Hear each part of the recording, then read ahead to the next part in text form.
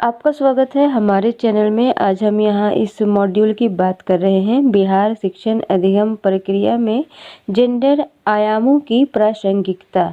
इसमें जब आप ये पढ़ेंगे विद्यालयी शिक्षण में जेंडर संबंधी आयामों की समझ, जब इस पर क्लिक करेंगे तो आपके सामने ये आएगा रूढ़िबद्ध धारणाओं की पहचान करना। जब ये ओपन करेंगे तो आपके सामने आएगा गतिविधि 1 रूढ़िबद्ध धारणाओं की पहचान करना। फिर हम इस पर क्लिक करेंगे, इसे खोलेंगे तो आपके सामने खुल जाएगा और आपके सामने कुछ सवाल आएंगे। लिखा है निम्नलिखित में से कौन सी रूढ़िबद्ध धारणाएं आमतौर पर पुरुष, महिला या दोनों से जुड़ी है।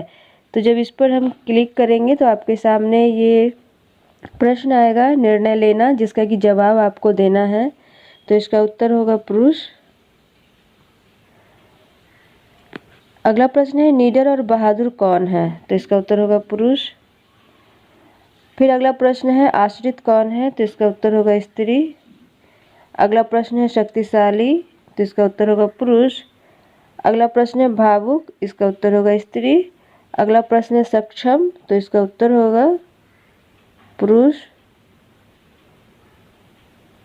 यहाँ पर आप देख रहे हैं 6 में 6 स्कोर हो गए हैं। इसका मतलब हुआ सारे प्रश्न के उत्तर सही हैं। इसी तरह से आपको भी ये बना लेना है। अब हम बात करते हैं शिक्षण अधिगम प्रक्रिया में जेंडर आयामों की प्रासंगिकता के प्रश्नोत्तरी की। इसमें आपसे 10 प्रश्न पूछे जाएंगे जिसके कि उत्तर आपको देने हैं।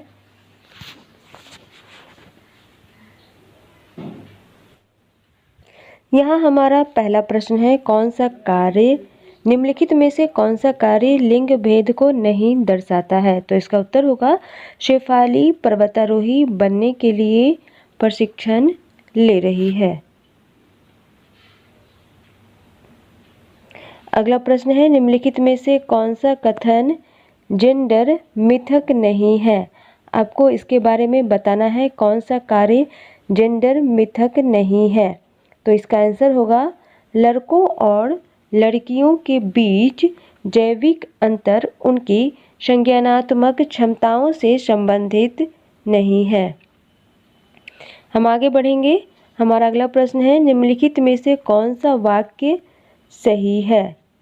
यहाँ पर दिया हुआ है निम्नलिखित में से कौन सा वाक्य सही है। सारे यहाँ पर दिए हुए हैं, इसमें से आपको एक टिक करना है।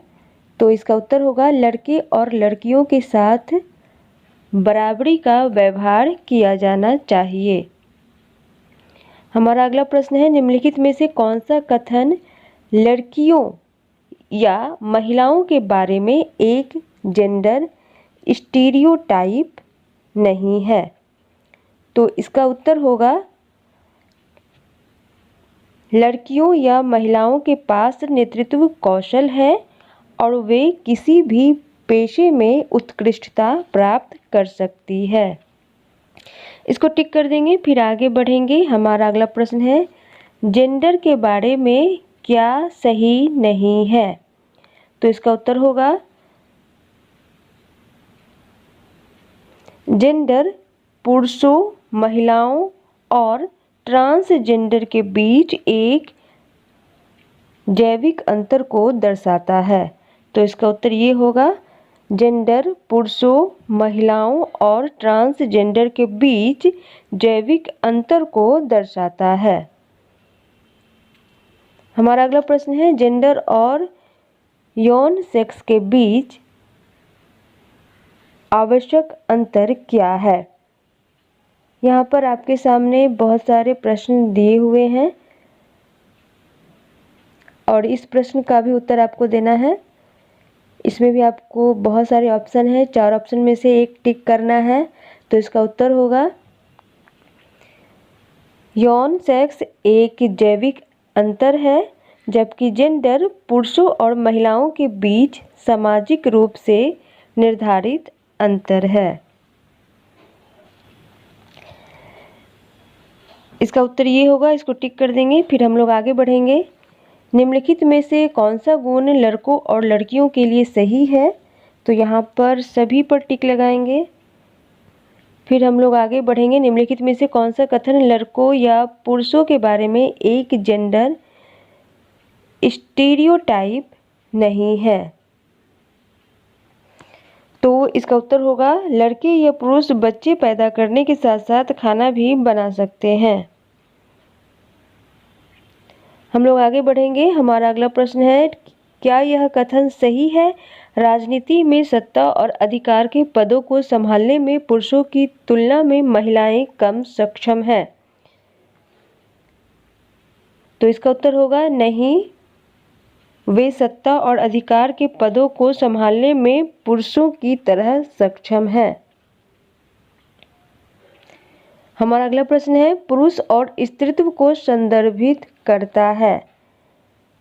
तो इसका उत्तर होगा जेंडर। तो यहाँ पर आप देख रहे हैं सारे प्रश्नों के उत्तर पूरे हो गए हैं, सारे प्रश्नों के उत्तर दे दिए गए हैं और 10 में से 10 स्कोर हो गया है। अर्थात जितने भी सवालों के जवाब थे आपने सही दिए हैं। 10 सवाल आपसे पूछे गए थे, 10 सवाल के जवाब आपने सही दिए हैं और 10 अंक आपको प्राप्त हो गए हैं। इसी तरह से आपको भी बना लेना है और 10 में से 10 अंक प्राप्त कर लेना है। ये आपका अगला मॉड्यूल है जो आपको 1 से 15 नवंबर तक पूरा करना है।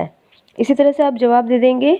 आपके सामने बहुत सारे ऑप्शन रहेंगे, आपको एक को टिक करना है। जिस तरह से आपको बताया गया है उसी तरह से आप जवाब देंगे और 10 में से 10 अंक प्राप्त कर लेंगे। यहाँ पर आपको इस मॉड्यूल का उत्तर बताया गया है, बिहार शिक्षण अधिगम प्रक्रिया में जेंडर आयामों की प्रासंगिकता। यही प्रश्न इस मॉड्यूल में आपसे पूछे जाएंगे। बस प्रश्न इधर उधर होंगे और ऑप्शन इधर उधर होंगे। जैसे कि कोई प्रश्न अगर 5 नंबर पर है तो आपसे वो प्रश्न 1 नंबर पर पूछे जा सकते हैं और अगर कोई ऑप्शन 4 नंबर पर है तो आपसे 1 नंबर पर वो ऑप्शन पूछा जा सकता है। अर्थात थोड़ा बहुत अंतर होगा। तो यहाँ पर आपको प्रश्न और उत्तर दोनों मिला करके आपको अपने प्रश्नों का उत्तर दे देना है, लेकिन आपसे भी यही प्रश्न पूछे जाएंगे और आपके पास भी यही ऑप्शन रहेगा। आज के लिए बस इतना ही। शिक्षक संबंधी सभी प्रकार की खबरों के लिए चैनल को सब्सक्राइब करें। अगर आपको ये वीडियो पसंद आया है तो वीडियो को लाइक एवं शेयर करें। वीडियो देखने के लिए बहुत बहुत धन्यवाद।